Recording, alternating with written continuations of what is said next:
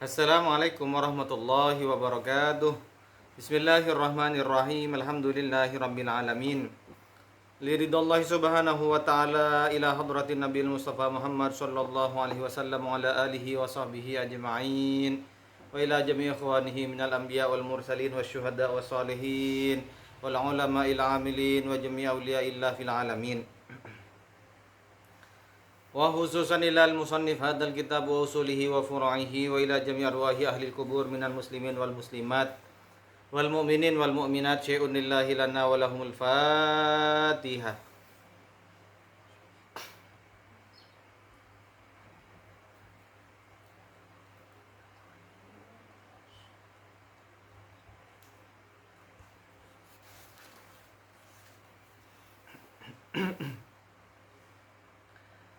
Alhamdulillahi rabbil alamin wa bihi nasta'inu ala umurid dunya waddin.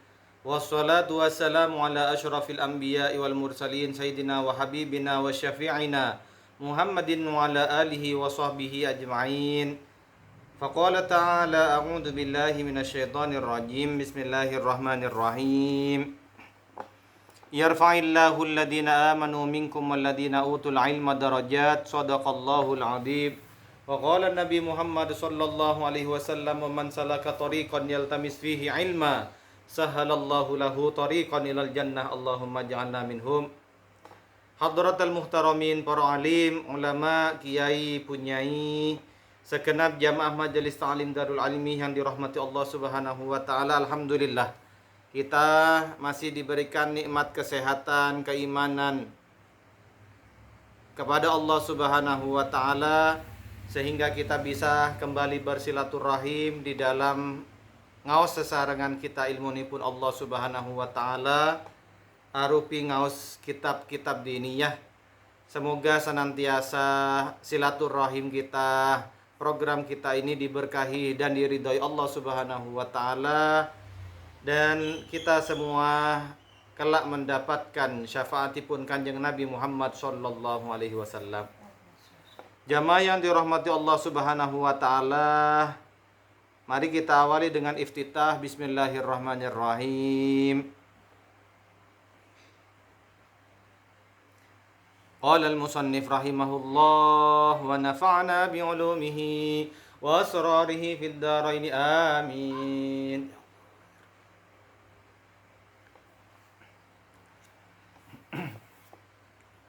Kita lanjutkan.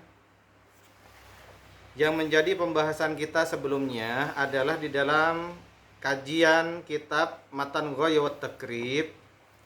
Kita sudah sampai pada halaman 37. Di dalam pembahasan wa yajuzu lil musafiri qasrus shalah ar-rubaiyati. Ya. Diperbolehkannya, wenang atau diperbolehkan bagi musafir untuk meringkas sholat ar-rubaiyati kang bangsa petang rakaat. Kita lanjutkan. Bismillahirrahmanirrahim.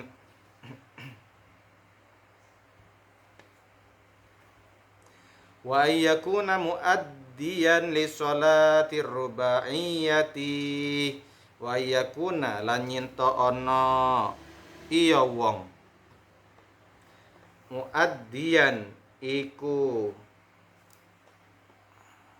nekani, ya, muaddi nekani, menyengaja, li sholatir rubaiyati marang salat kang bangsa petang rakaat, wa anwiyah al-qasra mal ihram wa anwiyah lan nyinto niat sapa wong al-qasra ing qasar mal ihrami ing dalam sertane takbiratul ihram.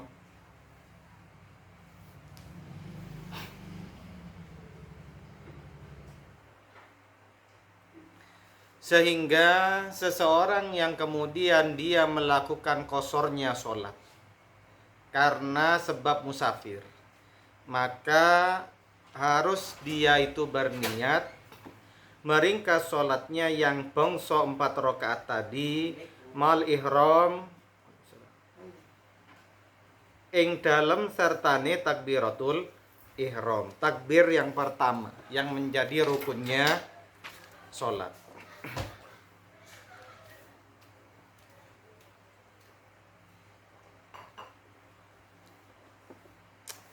Wa alla ya'tamma bimukimin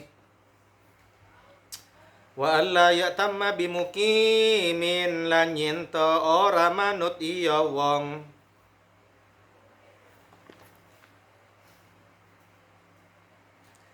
kalawan wong kang mukim, ya. Dan dia tidak berjamaah dengan orang mukim, ya.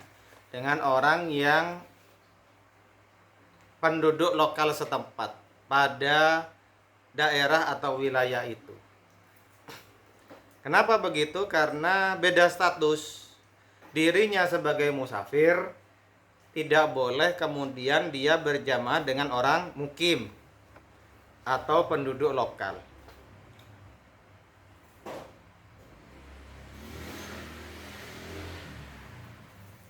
Wa yajuzu lil musafiri ayyajma'ah wa yajuzu lan wenang kaduwe wong kang lelungan ayyajma'a apa nyinto jama'.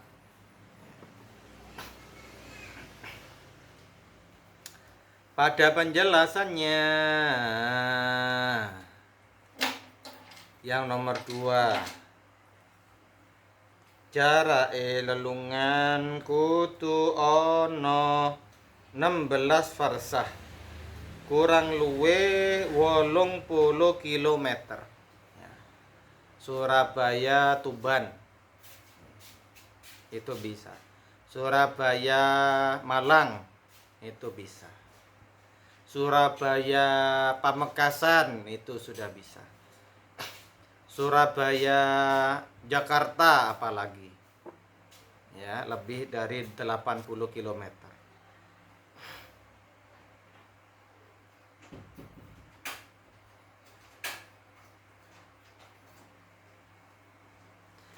Nomor 3, salat kang petang rakaat yang bisa dikosor atau diringkas. Tidak boleh salat subuh, tidak boleh salat maghrib, tetapi salat sing bangsa petang rakaat, duhur, asar, isya niku angsal. Jamaah yang dirahmati Allah Subhanahu wa ta'ala. Paham tum? Paham nggih?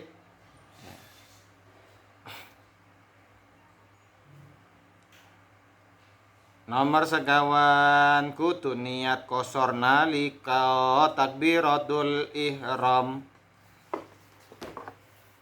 Kalau dikatakan wa talaffudu biha sunnatun, melafatkan niat itu hukumnya sunnah di dalam madhab Syafi'i, tapi tetap tempatnya niat di mana? Hati. Di mulut apa di hati? Di hati. Kapan waktunya niat? Ketika Allahu Akbar, saya niat untuk mengkosor sholat duhur menjadi makmum 2 rakaat wajib karena Allah.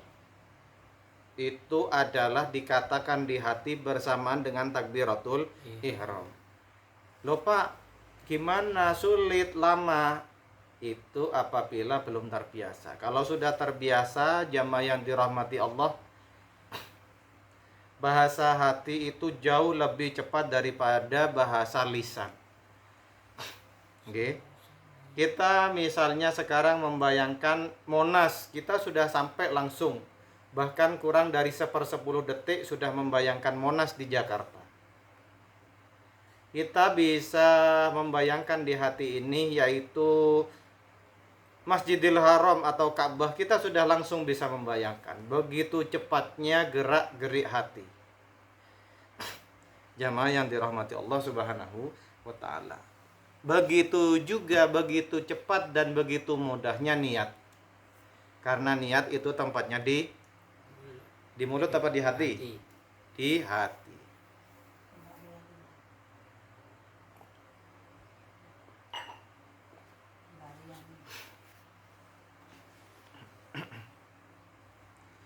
Nomor kangsal kutu ora makmum marang wong kang mukim bagi musafir. Ayya jama'a bainad duhri wal asri, boleh menggabungkan antara duhur dan asar. Itu disebut jamak takdim atau jamak takhir. Apabila dikerjakan 2 kali sholat duhur dan asar pada waktu yang pertama, disebut jamak takdim. Betul. Kalau menggabungkan 2 kali sholat duhur dan asar di waktu asar adalah disebut jamak takhir atau diakhirkan.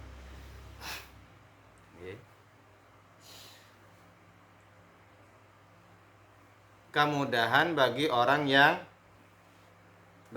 yang musafir.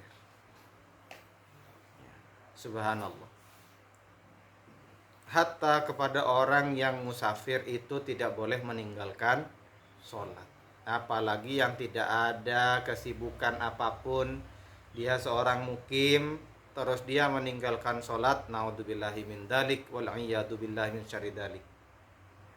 Itulah yang disebut sebagai musibah agama.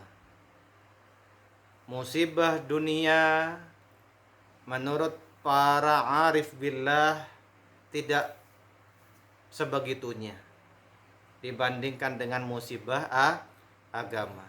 Meninggalkan sholat, subhanallah, naudzubillahi min dzalik. Bahkan di sini dijelaskan seseorang yang kesibukan akibat musafir pun dia tidak boleh meninggalkan sholatnya. Meskipun ada beberapa penyesuaian, ada beberapa adjustment, ada beberapa rukhsah atau dispensasi, keringanan. Fi waqti ayyihima, ing dalam waktu andi kerep kang karep ing dalam waktu endi karone iyo kang kerep, ya, jamaah yang dirahmati Allah Subhanahu wa ta'ala. Misalnya duhur sama asar itu bisa dijamak. Kalau asar sama maghrib tidak boleh dijamak. Fahim tum? Subuh sama duhur tidak boleh dijamak.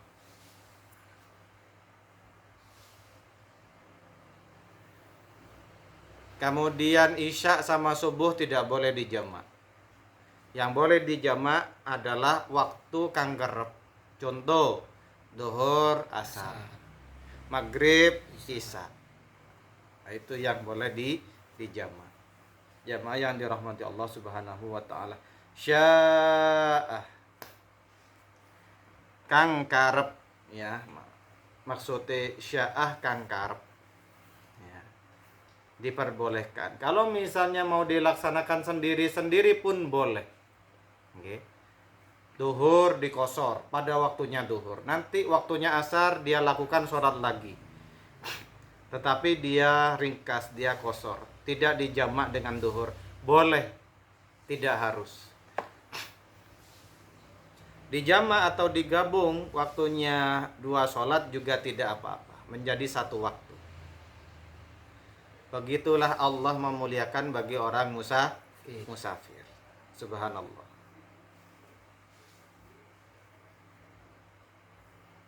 Betapa syariat Allah Subhanahu wa ta'ala, agama Islam ini, jamaah yang dirahmati Allah, sesuai dengan batas kemampuan manusia. Wa bainal maghribi wal isya, lan ing dalem antarane maghrib lan isya fi waqti ayyihima, ing dalem waktu andi kerep karune kang Karep. karep ya, yang dimaui sama musafir.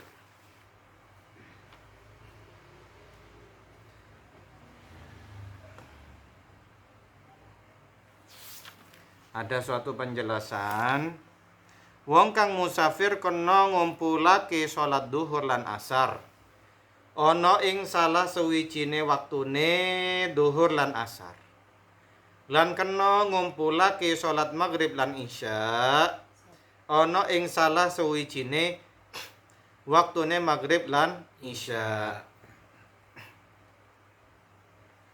Wa yajuzu lil hadiri fil matari ay yajma'a bainahuma fi waqtil ula. lan menang ketuwe wong kang hadir ing dalem tingkah udan Ya, motor udan. apa yen to jamak apa ya ing dalem antarane lan ing dalem waktu kang kawitan. Jamaah dulu di zaman Rasulullah itu para sahabat rumahnya jauh-jauh dari masjid. Sehingga ketika hujan lebat dan kondisi jalan sangat rusak, bahkan banjir, misalnya maghrib sama isya, dan nanti sudah tidak bisa melaksanakan sholat isya berjamaah, di sini diperbolehkan jamaah yang dirahmati Allah, ayyajma'a bainahuma fi waqtil ula. Nanti daripada sholat isyanya tidak bisa lagi berjamaah, boleh dijamaah, tetapi tidak boleh dikosor karena kurang dari 2 marhalah atau 16 farsah atau 80 kilo. Berarti jamak sholat itu adalah boleh apabila hujan lebat. Tidak bisa bolak-balik ke masjid untuk berjamaah. Subhanallah. Ya, itulah penjelasan di dalam kitab Matan Ghaya wa Takrib. Semoga senantiasa diridhai Allah dan menjadi wasilah kita kelak sowan kepada Allah husnul khatimah. Al-Fatihah.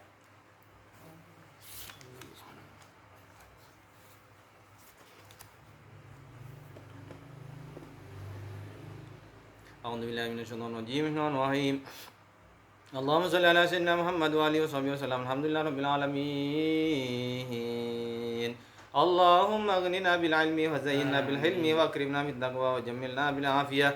Subhanakallahumma wa bihamdika nashhadu an la ilaha illa anta nastaghfiruka wa natubu ilaik. ربنا وزعنا نشكر نعمتك التي أنعمت علينا والدينا وأن نعمل صالحا ترضاه وادخلنا برحمتك في عبادك الصالحين. اللهم اغننا بالعلم وزينا بالحلم واكرمنا بالتقوى وجملنا بالعافية. اللهم ألف بين قلوبنا واصلح ذات بيننا واهدنا سبل السلام ونجنا من الظلمات إلى النور وجنبنا الفواحش ما ظهر منها وما بطن وبارك لنا في أسمائنا وأبصارنا وأنفسنا وكل شيء أعطيتنا برحمتك يا أرحم الراحمين. اللهم ربنا تقبل منا إنك أنت السميع العليم وتب علينا إنك أنت التواب الرحيم. ربنا آتنا في الدنيا حسنة وفي الآخرة حسنة وقنا عذاب النار. صلى الله على سيدنا محمد والحمد لله رب العالمين. Terima kasih. Wassalamualaikum warahmatullahi wabarakatuh.